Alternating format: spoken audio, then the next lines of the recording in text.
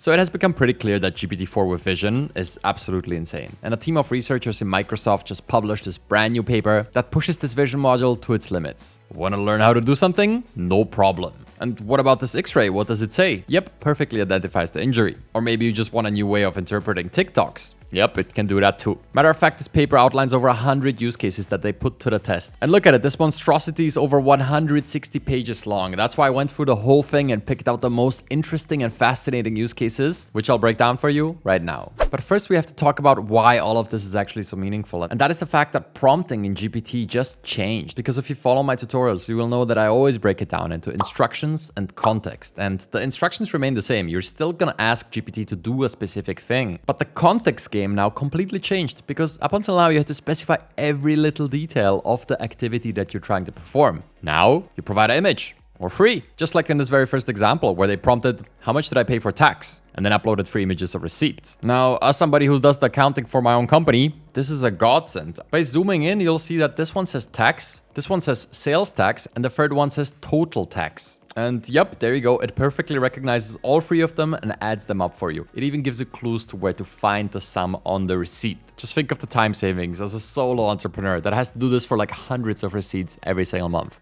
Can't wait for this one. But moving on. And as mentioned, I'll only highlight the ones that I found most significant. And the next one is analysis of this picture right here. What would the missing image look like? Is the prompt. And then this is the image provided. So as you can see here, if something is marked in red, it got it wrong, okay? So it didn't get this use case right. But why was that the case? Well, it didn't have enough info. So this is not the death of prompt engineering or anything like that. It just makes it simpler, and you still have to understand the same core concepts. Because if you go in and give a little explanation about the matrix and in what order it's supposed to be read, it gets it right, and it figures out that this is supposed to be a star if it's being read left to right. Yep, perfect. And as we look at more and more of these, you will realize that it's really not just about image recognition, because that we had before. This is about image recognition with the understanding of GPT-4 baked into it. So it can reason, it can make sense of these scenes, it can make sense of the relation of different objects as GPT-4 does with text, but now applied to images. And if you bring that understanding to an ID, then you can do things like this. You can provide it with a certain template. And this is not for everybody, but you can provide it with a specific template that you want it to fill out, and you can say,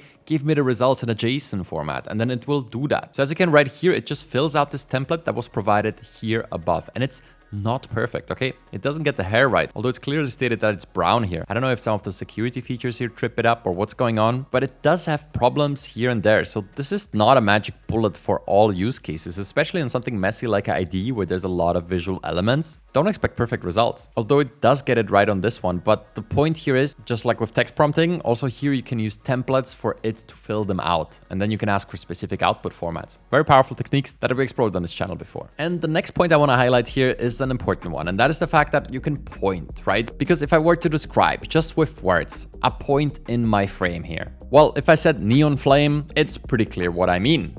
But if I say the upper right corner of the picture in the background, well, is this the upper right corner, or do I see a mirrored image? Or do I mean my perspective when I turn around? Or do I mean upper right from my perspective? Well, if I skip the words and I simply do this, you know which upper right corner I mean, right? Because pointing at something makes it super obvious. And it's no different with the vision module here. You can see there's different ways to do this. You can specify coordinates, you could crop in, or you can point the arrow at it, you can draw a box around it, or you can use a hand drawing. And the brand new vision feature inside of ChatGPT is gonna have a drawing tool. So you're gonna get to point at specific things and it will pick it up. So in practice, it looks something like this. If you circle these lights here in the background, basic image recognition would just tell you, okay, these are 4 light bulbs, but it goes deeper than that. And that's the whole point here. Look at the output here. The pointed region in the image is a row of hanging lights on a wire. Fair enough. The lights are small and round, and they are evenly spaced along the wire. Then it talks about more details of the location, but here's the kicker. The lights appear to be decorative and are likely used to provide ambient light in the evening. So it doesn't just describe the lights, it understands the purpose of the lights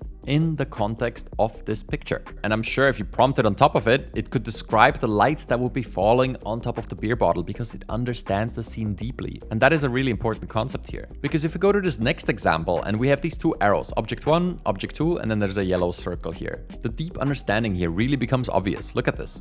Object 1 is a glass bottle of water. It is clear and has a blue label on it. All right.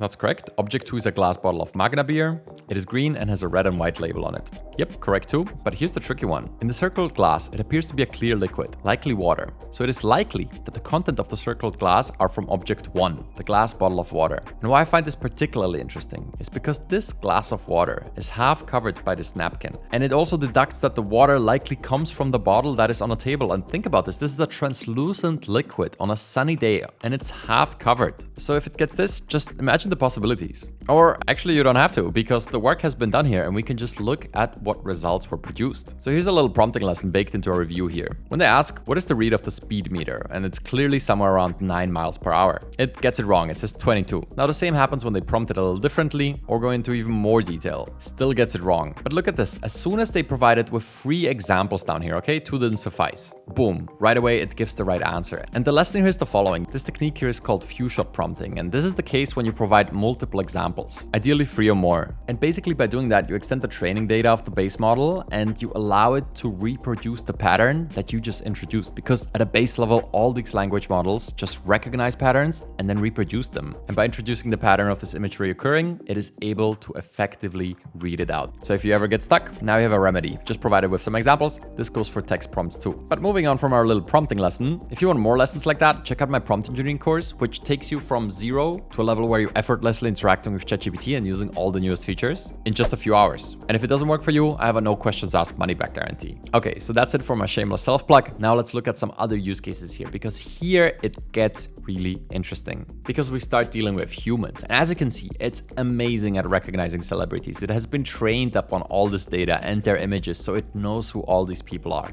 As you can see, it identifies every single one of them with ease. And not just that, it also understands what these people stand for. So down here, you have the CEO and co-founder of NVIDIA. And just from this image, it deducts that he's likely holding a GPU. So again, it doesn't just see, it understands. But this goes beyond just celebrities. It can easily recognize various landmarks, and some of these are not that obvious. But beyond celebrities and landmarks, it can also recognize food. And this is where I really stopped in my tracks and I was like, what? I mean, look at this low quality image. There's barely any color contrast here, right? It's just fish inside of some form. And it just knows this is unagi donburi. And it originates from Japan. It's a type of rice bowl dish typically served in a deep bowl. What? All right. Or what about this? This could be any steak in the world, right? But no, it knows that this dish is called braised short rib with chimichurri. And that it features a succulent short rib that has been slow cooked until tender and topped with a flavorful chimichurri sauce. I mean, I don't know about you, but this got me leaning back in my chair like, really? Okay, so it knows more details about various cuisines and landmarks than I do. Fair enough. But when we hop down to this one, you can feed it an X-ray with a little pointer. And by simply asking,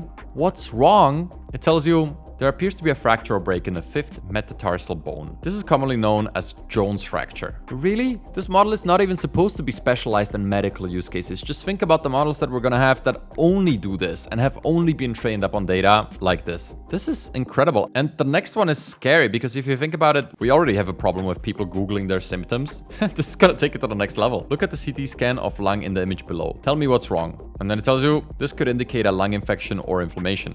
Whew, luckily, most people have CT scanners at home, right? But honestly, the implications for the medical profession here are severe. Okay, so it can recognize brands. That's a no-brainer. But here's the next use case that had me just looking at my screen and kind of just slowly shaking my head like, is this even real? Because look, in this case, it's not just a simple prompt. It actually gives it 4 steps to follow, okay? So tell me the size of the image, localize each person, recognize each person, and then generate detailed captions for each bounding box. And look at it. The image is this big. Here are the 4 bounding boxes. Here's the name of the people. And here you have captions for each one of them. So if you visualize this, right? Which is not going to be possible right away, but with DALL-E 3 released and this being able to pick up images, it's just a question of time until these two merge and you're going to be able to recognize images and produce new images, right? But anyway, this is just a visualization of the output here, and it perfectly recognizes each one of them. It almost perfectly places the boxes on top of them, and then it captions each one of these people. Like, look at that. Jeffrey Hinton, computer scientist and cognitive psychologist, known for his work on artificial neural networks. And you know it could go deeper than that. We just asked for a simple caption. So not bad. This is pretty impressive. But hey, don't worry, the fascination doesn't end here. Because next up, they looked at a bunch of memes. And not just that it picks up on this little procrastination meme with Kermit the Frog right here. No, it actually gets one of my favorite memes. And yep, it understands the humor in this. This woman is angrily pointing and yelling, and this cat is sitting there unimpressed.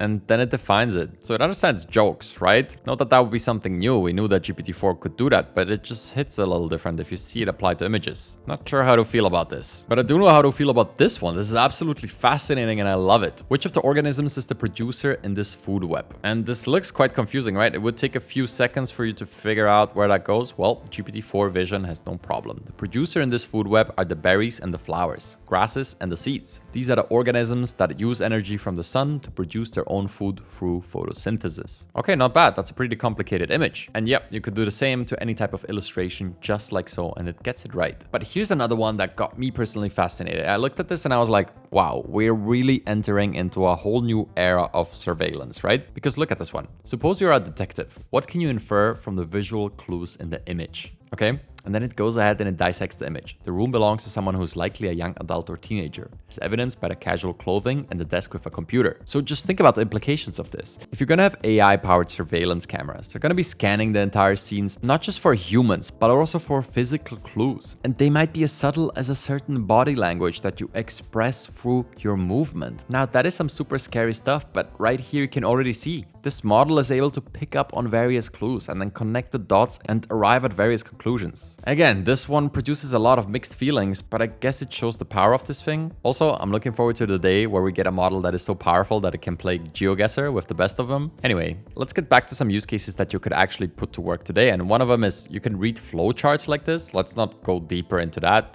I think that makes a lot of sense. But I personally thought the next one was really interesting. And here you just feed it the floor plan and then you can ask it things about the floor plan. So where's the bathroom for the second bedroom? According to this floor plan, the bathroom for the second bedroom appears to be located directly adjacent to the bedroom.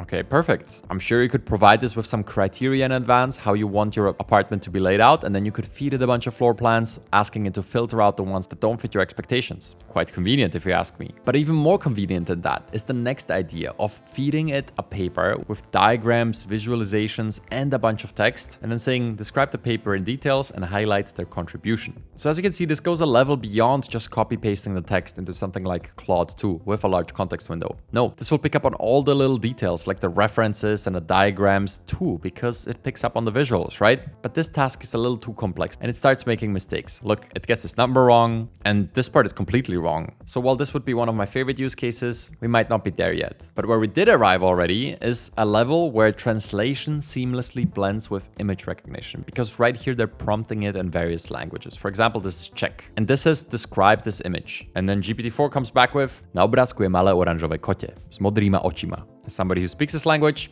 that's perfect. And guess what? It can do this in any language. And these capabilities aren't just fascinating or interesting. When you're on the road and traveling, this can actually become a game changer, because look at that. You could just photograph any sign and it's gonna give you the translation in your very context. These two in particular I found super interesting. Here's a Greek stamp. 0% probability of you deciphering this without the help of something like GPT-4 Vision, right?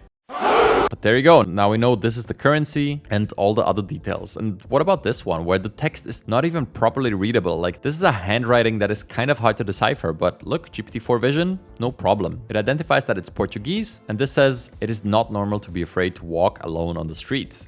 A minor thing I have to point out. 2 exclamation marks instead of 3 here, right? But super helpful if you're on the go and if you find yourself in a situation where you need to figure out something in a foreign language. Like, just think about going to a restaurant in a foreign country and taking the picture of a menu in a language that you don't speak. Well, this problem seems to have been solved forever. And I know we had Google Lens, but now I will be also able to ask, what should I order? And because I would have saved my preferences while traveling in my custom instructions, it will give me a recommendation. Google Lens doesn't do that for now. So beyond just translation, when you're traveling, it obviously also understands various cultures. So right here, it identifies the corresponding culture and then gives you the translation in the local language as so. Truly amazing stuff. But let's move on from the travel use cases to something that you might just use every single day, depending on your job. You just feed it a picture of a table and it can reformat it into something brand new in any format you desire. Now, this is something I've been already doing with Notion AI, but now you can just input an image and say, reformat it to XYZ, and it will do it. Very, very useful if you need this for work, right? And when talking about useful, imagine they turn this into a little widget and it could just help you on your internet adventures, especially if you're trying to learn a brand new software. You could just go in and say, what is this icon used for? And if the model is trained upon that software, it will be able to immediately tell you. This unlocks a whole new feature set. I don't have to tell you about the fact how great it would be to have a personal assistant that could explain every single thing on the internet, right? But from the looks of it, this can do it. But more navigating the internet with this later on in this paper. Because now we're about to talk about video, because at the end of the day, what is video? It's just a series of images, right? If you see 24 images per second, you perceive it as video. So what if you take some of those images? So although the model cannot process video yet, you can certainly feed it frames from a video. And if you feed it 5 frames of how sushi is being prepared, you can ask it, analyze these images and decide a correct order in which they should be displayed. Yep, no problem at all, because it understands how sushi is prepared, so it can do this easily. But beyond something photorealistic, what if the idea is a little more abstract, right? What if it's not hyper detailed? Just like this drawing of the various South Park characters, ChatGPT, dude. with various keyboard characters. Yep, no problem. There are 4 characters in this abstract figure. They originate from the cartoon South Park, and it even names them. I mean, that's how deep the understanding here runs, right? You could just get the rough outlines, and it will interpret something that is not even close to its final form. And it gets even better than that, because look at these low-resolution images of various people. It picks up on every single one of these emotions perfectly. Fear or anxiety. Yep, that seems about right. I mean, heck, that's a little scary. This is not even high-resolution footage, and this publicly available model will be able to pick up on these things easily? I mean, yeah, I understand that this technology is getting quite scary at this point. And look, it doesn't just recognize emotion, it can also work with emotion, right? This is where we enter like dystopian territory, because if you're asking it, after seeing the below image, how people might emotionally feel and react. And you know what? Who cares about these little grammatical mistakes? GPT-4 can pick up on it anyway. And look at that. Now GPT-4 Vision is gonna try and pick up how humans could feel. People might feel a sense of awe and wonder at the beauty of the sunset and the colors in the sky. They may feel peaceful and calm, or even inspired. Some may react with a sense of gratitude for being able to witness such a beautiful moment in nature. Others may feel a sense of longing to be in a place like this, or a desire to travel and see more of the world's beauty. Yep, brother GPT-4 seems to understand. Okay, but it goes further than this, because it can actually understand how various content will produce various emotions. Look at this example. So here they just prompted with the question, which one would people consider to have higher aesthetics? Like this versus this. It's probably B, right? Based on societal standards and norms, more people will likely consider the second image as having higher aesthetics. And then it reasons it. So it really understands. But not just that, it's even funny. If you go a step further and say, describe the image in a humorous way, it looks like the sun is trying to hide behind the horizon. But it's not doing a very good job. What? It's like it's playing a peekaboo with us. And the seaweed is just chilling there, like, hey, don't mind us, we're just hanging out. The rocks are probably feeling left out. They're like, hey, what about us? We're part of this beach too. And if you go down the dark route, you can describe this image to make people feel uneasy and anxious. And then it can do the same thing to the nicer image. Describe the image to lessen somebody's desire to visit. The image shows a rocky beach at sunset with seaweed and algae covering the ground. The water is murky and there are no clear areas to swim or relax. The rocks are sharp and slippery, making it difficult to walk or explore. Like, heck, it's doing a good job of kind of persuading me not to go to this beach. But hey, it's time to look at another downside, because it's not perfect. In this simple example where it's supposed to spot differences between images, like everybody's familiar with this little riddle from their childhood, right? It actually doesn't do a perfect job. Like, it gets some of the things right, but then it says the hair is a lighter shade of brown compared to image 2. And that's actually not the case. They're the same shade, right? So again, it's not perfect yet. But what it can do is that it can identify irregularities. So if you ask it, what is wrong with the object in the image? It gets all of these examples right. Particularly, I enjoyed this little screw here. The object in the image appears to be a screw or bolt with a damaged or stripped head. Like, let's be real, this is not easy to identify. It would take most people a second to kind of figure out what's going on here, but it does it just right.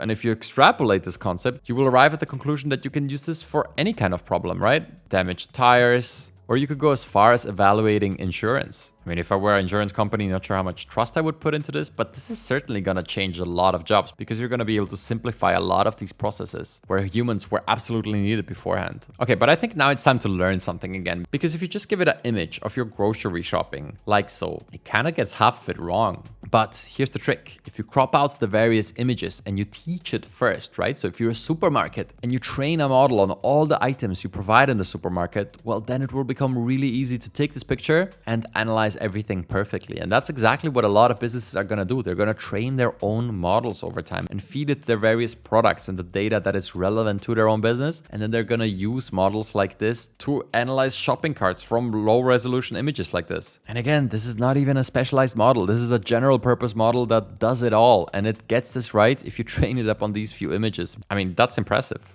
And then here in the bottom part, there's a lot of medical examples. I don't want to go too deep into that, but it seems to get all of these right. Now, I'm not sure if these are cherry-picked, but it barely made any mistakes, just this one. It seemed to have missed a fracture here, which obviously could be critical, but all the other ones it did super well, which I find super impressive. Again, considering the fact this is not a specialty medical model. Okay, and for all you AI art enthusiasts, this is the reason that DALL-E 3 works so darn well, because it is able to rate these pictures very accurately if you just ask it, what is happening in the image? From a scale of 1 to 10, decide how similar the image is to the text prompt, a cake on the tablet with word Azure Research written on it. And then it looks at it and it reevaluates that, hey, okay, the text is incorrect here. And because they have a powerful language model, they're going to be able to produce an equally powerful image model, which is DALL-E 3 right now. And this is the fascinating thing. If you take this approach of, okay, you create something and then you use another instance of ChatGPT to critique the output, and then you recreate it, and then you use another instance to critique it again, we're kind of entering autonomous agent, aka AutoGPT territory. So just know that by adding visual capabilities, these AutoGPTs will get so much better because they're going to be able to evaluate the results at a whole different level than they could up until now. And if you go a step further with this idea and you say something like, imagine that you're a home robot and it is asked to go to the kitchen to fetch something from the fridge, the image below shows your current position. Please plan your next action. Well, it does it. Turn right and move forward towards the hallway. Yep, that's correct. So yeah, I'm just looking forward to the people that hook this up to a 360 camera and let the robot walk around. This will be some incredible stuff. And beyond that, there's a bunch of examples here how it can browse the web for you. And I think after all the examples we looked at, it becomes quite obvious that a clean web interface should not be a problem for something that can navigate some of these abstract and complicated real-world situations. I mean, think about that. Buying an ergonomic keyboard on Amazon is ridiculously simple compared to analyzing an X-ray it has never seen before, right? And yeah, while it's not perfect, if you look at the mistakes, they don't really matter here. It successfully navigates all the way until the cart and then proceeds to checkout. And to me, this just indicates that the current browsing model they released with Bing is just a lobotomized version of what they could actually do, because obviously the vision module here can navigate the internet quite perfectly, where just Bing just does a search and clicks a random link, and that's the best case scenario. Goddamn right. So you can just imagine what internet search capabilities they have behind closed curtains, where they use the newest version of their vision module to navigate it. Okay, and we're closing in on the end of our little journey here, but there's a few exceptionally interesting ones here in the end. So let's look at graphical user interface navigation for mobile apps. Okay, so this is a new way of looking at TikToks. Right, you feed it 4 images and then you ask, explain the story shown in the images below, and it kind of does it. But here's the one that really caught my attention. Transcribe the video content given the frames below, okay? So it's asking for a full transcript of this TikTok video without hearing it, without seeing it. It just has these images to go off. And here you go. Hi everyone, it's Natch Explorer here, and I'm going to be sharing 7 places you need to visit in Washington State. And this video doesn't even have captions. Just think about it. If you feed it TikTok screenshots, most of them have captions, so it will be able to perfectly transcribe them. So already we're able to analyze short form video content with this model. Interesting, right? That's not something I would have thought of by myself before this paper. And again, it's quite good at being funny and understanding humor. But here's an interesting question. What happens if you take this vision module and you pair it with Bing search, right? Because up until now, we only had the text module, GPT-4, paired with Bing, but now we get the vision module. So look, if you just feed it this image and ask, where's this photo taken? GPT-4 Vision comes back with, sorry, I cannot answer the question accurately as no context or information is provided with the photo. But if you feed this to the model, well, it figures out this image is taken in Izmir, Turkey. It's related to the earthquake event, and it gives you the magnitude of the earthquake. And here it's clearly described as this happened on February 6, 2023, which is after GPT-4 Vision's training. Thereby GPT-4 Vision fails to identify the exact location without the plugin. So this is where the abilities start to unfold, right? All of the plugins that are in the plugin store. Advanced data analysis, Bing search, DALL-E 3 image generation, and GPT-4 Vision. Over time, all of those will merge into one model, which can do it all, right? So it seems like OpenAI thinks that it's too early to give those capabilities out to the public, but honestly, they're just one step away from this multimodal model that can do it all, as you can see right here. And I think we're almost ready to wrap this little exploration session up, but one thing has to be pointed out here, and that is the use case on page 154, and it's the self-reflection. And here we go one step further into this multimodal idea of all the advanced capabilities of ChatGPT Plus combined into one. That is the fact that it can actually self-reflect and self-correct when you give it the right circumstances. So look at that. Last example. Given a user-imagined idea of the scene, converting the idea into a self-contained sentence prompts that will be used to generate an image. Here's the idea. Photo of a dog looks like the one in the given image. running on the beach. Based on the above information, I wrote a detailed prompt exactly about the idea. Follow the rules. And look at that, in this case we spawn multiple instances of GPT-4 and it talks to itself and uses Stable Diffusion XL to generate the image. So this would be DALL-E free in OpenAI's case, but it goes ahead and prepares the prompt for you. A blue dog running on the beach with a happy expression on its face. Here's the image. Now the vision model looks at it again. Now we will follow up with a second prompt, and this could be fully AI generated, right? They did manually here, but it's basically saying that you're trying to improve the sentence prompt by looking at the images generated by an AI art generation model and find out what is different from the given idea. Okay, so now it looks at it and it says the dog in the generated image does not look like the one in the given image. The dog in the given image is a pug, while the dog in the generated image is a different breed. To address this issue, we can modify the prompt to specifically mention that the dog should be a pug. Here's the new prompt. Here it generates it. Then it figures out still not a pug, it should be a pug. And then finally, it arrives at a blue pug running on the beach with a happy expression on its face with a sunset and palm trees in the background. And this is actually what we were looking for. So although the first result did not correspond with the idea that was specified up here, the final one did. And this is the note I want to end on. Although these models might not be perfect, they have the ability to talk to themselves and improve their thinking process. And if you wrap your head around how deeply these models actually understand some of these images that we will be able to feed to them, you might also understand that by adding image generation and internet browsing and the ability to write and execute code to a model that can pretty much understand most images deeply unlocks a level of capabilities that I think most people are not ready for yet. But one thing is for sure, I'll be here keeping you up to date on all the latest developments, and in various live streams we'll be testing these tools as soon as they become available. So I hope you found this helpful, and if you want information like this as soon as possible, you might want to consider joining my course, because we discussed this paper during a live event in a small group as soon as it came out. Alright, and if you want more content on ChatGPT 4 Vision, then this video right here is just for you. I'll see you there.